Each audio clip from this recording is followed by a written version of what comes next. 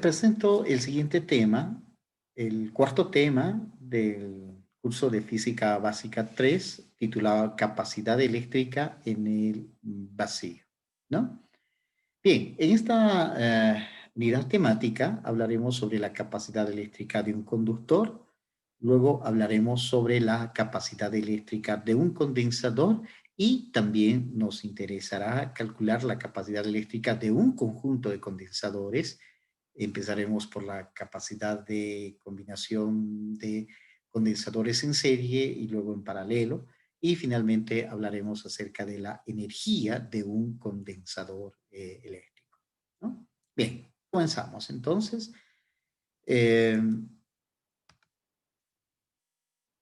Primero, recordamos un poquitito del tema anterior, en un resumen.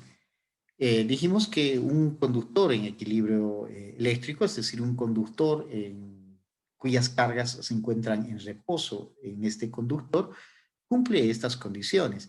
Primero, el campo eléctrico dentro de ese conductor es nulo. No hay un campo eléctrico dentro del conductor. Acá dentro no hay campo eléctrico.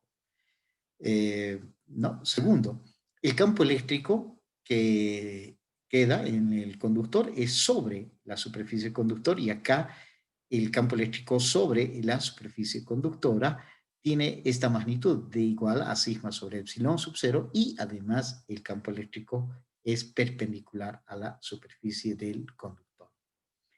La tercera propiedad se refiere a que la carga total dentro, acá, la carga eléctrica dentro del conductor, esto es cero. Aquí dentro del conductor no puede haber exceso de cargas positivas ni negativas, ¿no? Entonces, ahí el número de cargas positivas dentro del conductor debe ser igual al número de electrones, ¿no?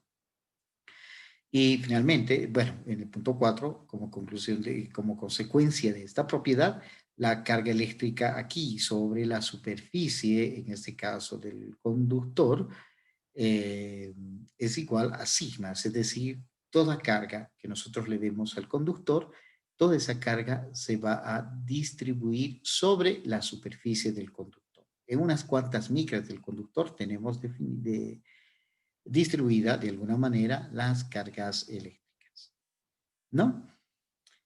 El otro punto importante que también debemos recordar, que el potencial eléctrico sobre la superficie del conductor es igual a una constante, es decir, un conductor se constituye en una superficie equipotencial, ¿no? Bien, entonces eso es lo que ya habíamos visto en los temas anteriores acerca de las propiedades del conductor y ahora hablamos de esta, que ya podemos concluir lo siguiente. Si nosotros tenemos un conductor cualquiera y le damos una carga a ese conductor, esa carga se va a distribuir sobre su superficie, solo sobre su superficie. Y además, esa superficie va a adquirir un potencial eléctrico que nosotros la vamos a llamar potencial superficial, sigma superficial, ¿no? Bien. Ahora, ¿qué es lo que encontramos de manera experimental? Entonces, dado este conductor, al cual nosotros le damos una carga, este conductor adquiere un potencial superficial. Entonces, si nosotros cambiamos la carga de este conductor de manera sucesiva, es decir, primero a este conductor le damos una carga Q1, entonces este conductor va a tener definido en su superficie un potencial superficial 1, ¿no? Luego, si cambiamos el valor de la carga de este conductor a Q2, entonces va a ocurrir que esta superficie del conductor va a adquirir un potencial superficial 2 y así sucesivamente. Es decir, si le damos una carga Q3 a este conductor, este adquiere un potencial 3. Si a este conductor le damos un potencial 4, este conductor adquiere un potencial superficial 4, ¿no? Bien, siguiente paso experimental, graficamos el potencial superficial de este conductor en función de la carga. Entonces, si graficamos estos pares de datos experimentales, vamos a obtener una nube de puntos que, aplicando las técnicas estadísticas de ajustes de mínimos cuadrados, encontramos que la relación del potencial superficial en términos de la carga, esto es una línea recta, de la cual nosotros podemos concluir que el potencial superficial es proporcional a la carga, ¿no? Potencial superficial es proporcional a la carga. Bien, eso es lo que nosotros obtenemos de manera experimental.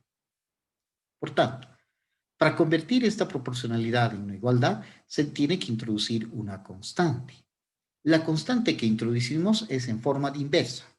La constante la vamos a llamar 1 sobre C, con el único objetivo de compatibilizar las unidades de esta ecuación, ¿no? Entonces podemos decir que este potencial superficial va a ser igual a 1 sobre C por Q, donde la pendiente de esta recta del gráfico potencial en función de carga, esta pendiente de esta recta es la inversa, mire, es la inversa de la capacidad eléctrica de este conductor. Lo que estamos diciendo acá, que este conductor, a este conductor le estamos asignando una nueva propiedad que se llama la capacidad eléctrica. Que de esta ecuación, miren, podemos despejar C y podemos escribir Q sobre potencial superficial. Es decir, despejen de acá, C pasa a multiplicar y potencial pasa a dividir.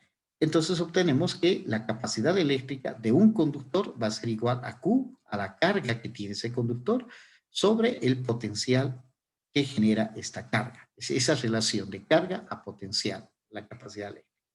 Pero aquí es importante entender que este conductor va a tener esta propiedad C.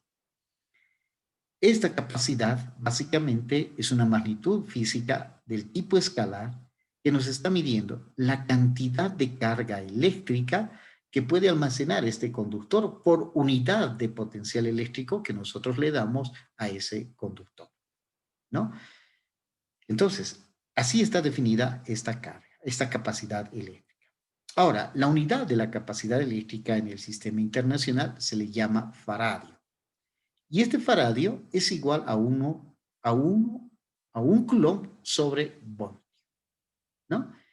Es decir, cuando nosotros decimos que, por ejemplo, un conductor tiene una capacidad eléctrica de 10 faradios, quiere decir que si nosotros a ese conductor le damos un potencial de 1 voltio, en su superficie va a poder almacenar 10 coulombs. O si decimos que ese conductor, por ejemplo, tiene una capacidad de 1000 faradios, entonces, ¿qué quiere decir? Si a ese conductor le damos un potencial de 1 voltio, en su superficie va a poder almacenar 1000 coulombs de carga, ¿no? Entonces, esta capacidad eléctrica lo que nos está midiendo es la cantidad, la capacidad que tiene ese conductor de almacenar esa carga eléctrica por unidad de potencial. Cuanto mayor sea la capacidad eléctrica del conductor, mayor va a ser la cantidad de carga eléctrica que puede almacenar ese conductor en su superficie. Uno de los objetivos es básicamente calcular de manera teórica, con fórmulas, esta capacidad eléctrica. Y en esas demostraciones podemos ver que esta capacidad eléctrica, el C, va a depender de la forma geométrica del conductor. O sea, C depende si el conductor es una esfera, es un cilindro o es una placa o cualquier otra forma. 1. 2. Este C también depende de las dimensiones geométricas del conductor. Si el conductor es una esfera pequeñita, tiene un valor. Si es una esfera de mayor tamaño, va a tener otro valor de C. Depende de las dimensiones geométricas. Y esto es lo interesante. Esta capacidad eléctrica también depende del medio donde se encuentra el conductor. O sea, si el conductor está en el vacío, tiene un valor. Si el conductor lo colocamos dentro de un medio dieléctrico, va a tener otro valor. Si ese conductor lo colocamos en un aceite, va a tener otro valor. Es decir, depende esta capacidad eléctrica del medio donde se encuentra el conductor. Bien, ahora hablamos acerca de un condensador. Un condensador, básicamente, es un dispositivo formado por dos conductores, conductor 1, conductor 2, pero estén aislados, o sea, no están en contacto el conductor 1 con el conductor 2, están separados, separados por algún medio dieléctrico principalmente. Pero que uno de los conductores, mire, tiene que llevar una carga más Q y la otra va a llevar una carga menos Q, ¿no? Entonces, un condensador básicamente es un dispositivo eléctrico que está formado por dos conductores que están separadas, aisladas, y que uno de ellos tiene que tener carga más Q y la otra menos Q. Importante. Los conductores se les llama las placas del condensador.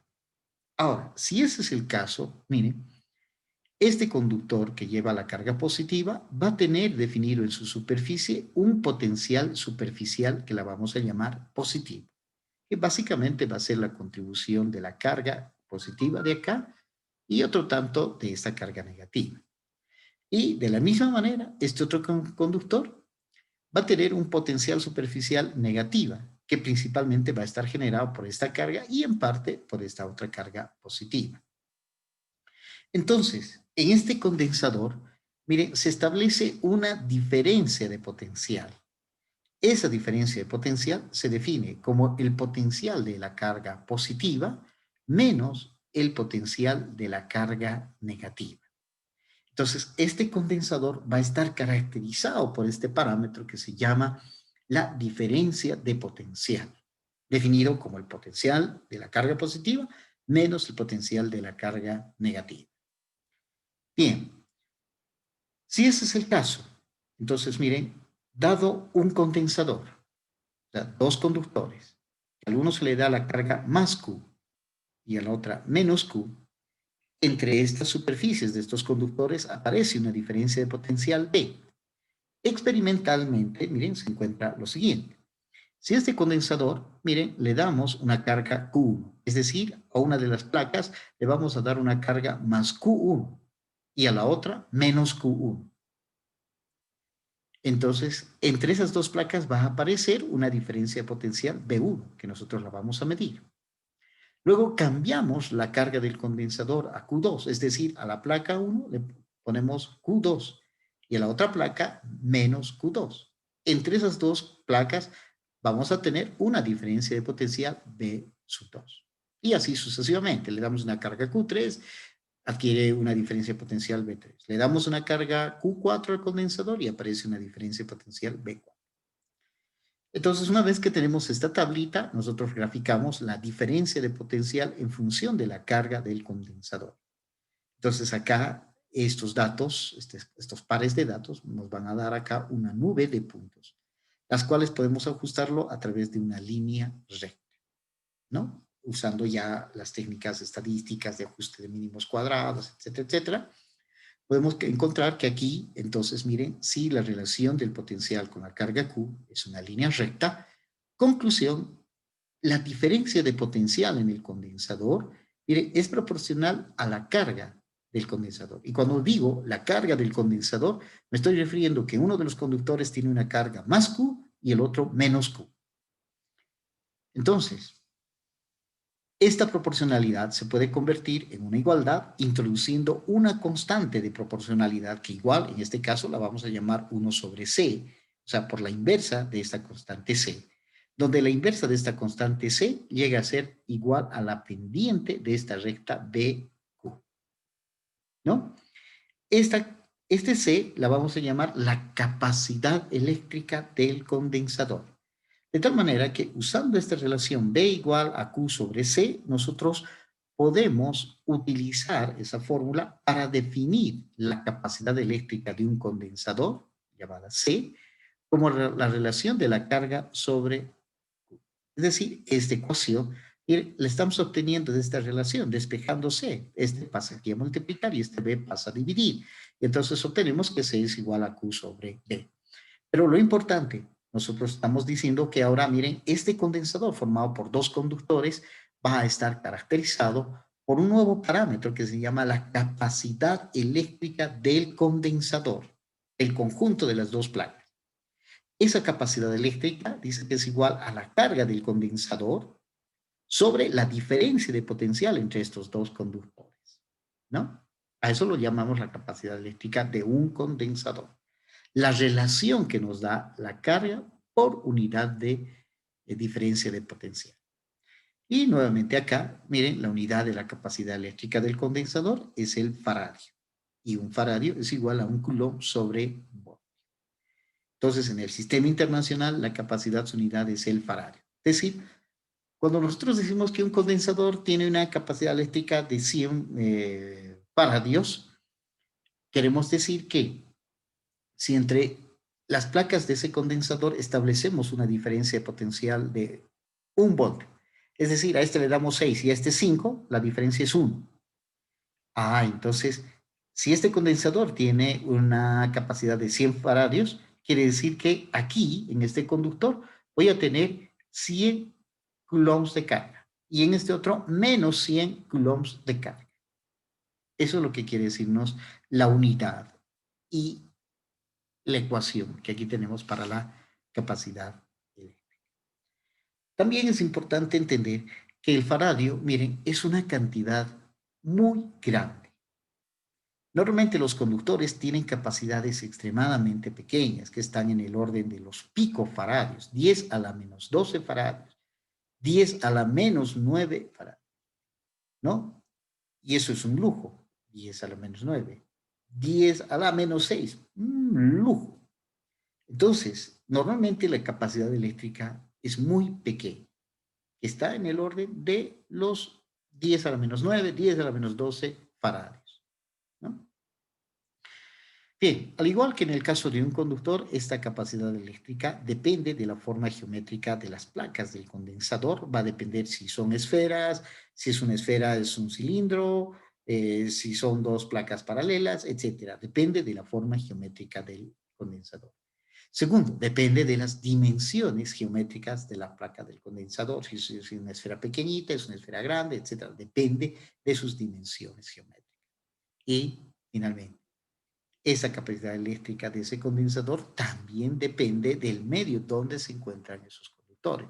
Si están en el vacío, si están en el aire, si están en un aceite, si están dentro de un plástico. Entonces, su valor de C va a depender del medio también donde se encuentren esos condensadores.